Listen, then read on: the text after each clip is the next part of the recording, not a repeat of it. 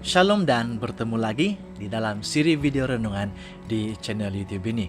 Terima kasih kepada kita semua yang sudah menyokong channel YouTube ini dengan menonton video-video yang ada di dalam channel ini. Terima kasih di atas sokongan kita semua. Saya sangat menghargai sokongan-sokongan yang para anggota gereja dan juga sahabat-sahabat sudah berikan kepada channel YouTube ini.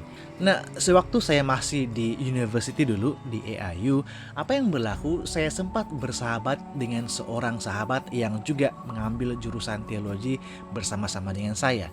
Apa yang berlaku pada minggu-minggu awal persekolahan di AIU dulu, anak muda ini begitu bersemangat menghadiri kelas, begitu bersemangat untuk ikut serta dalam program-program kerohanian dan sebagainya yang dianjurkan di dalam kampus.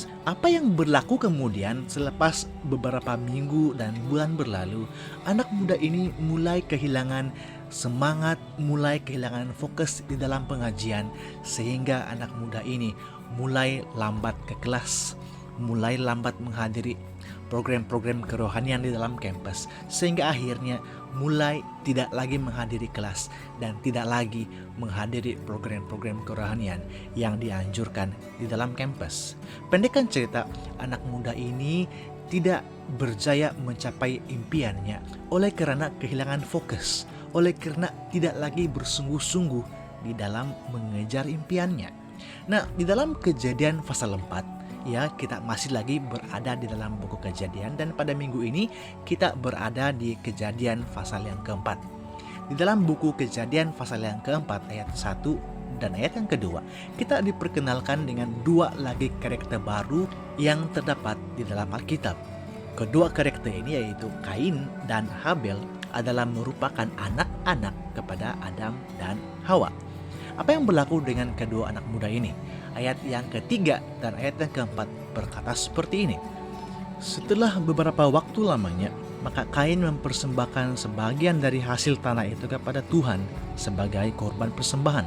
Habel juga mempersembahkan korban persembahan dari anak sulung kambing dombanya, yakni lemak-lemaknya. Maka Tuhan mengindahkan Habel dan korban persembahannya itu.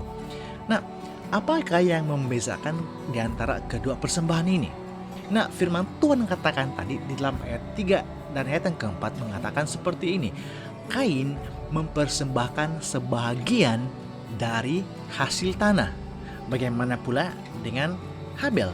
Habel pula mempersembahkan korban persembahan dari anak sulung kambing dombanya, yakni lemak-lemaknya.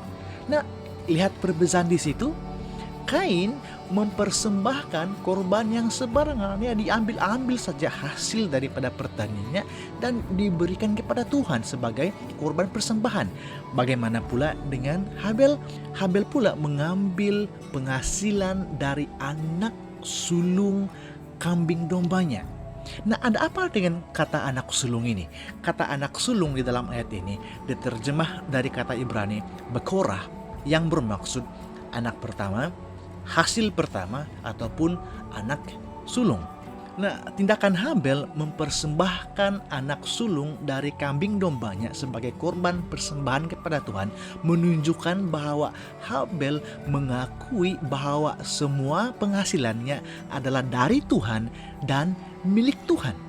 Nah, isu yang sebenar di dalam situasi ini adalah kesungguhan dan keikhlasan untuk mempersembahkan, untuk memberikan kepada Tuhan. Nah, bukan jumlah ataupun bentuk persembahan ataupun pemberian yang Tuhan lihat. Yang Tuhan lihat adalah tujuan, keikhlasan, dan apa yang ada di dalam pikiran kita pada saat kita memberikan itu kepada Tuhan. Pada hari ini, marilah kita semua mengenakan sikap yang benar, sikap yang terbaik sewaktu kita memberi kepada Tuhan. Bukan untuk menunjuk-nunjuk, bukan untuk diungkit-ungkit, bukan untuk dipuji-puji atas pemberian yang kita sudah berikan kepada Tuhan. Terima kasih karena sudah menonton video ini.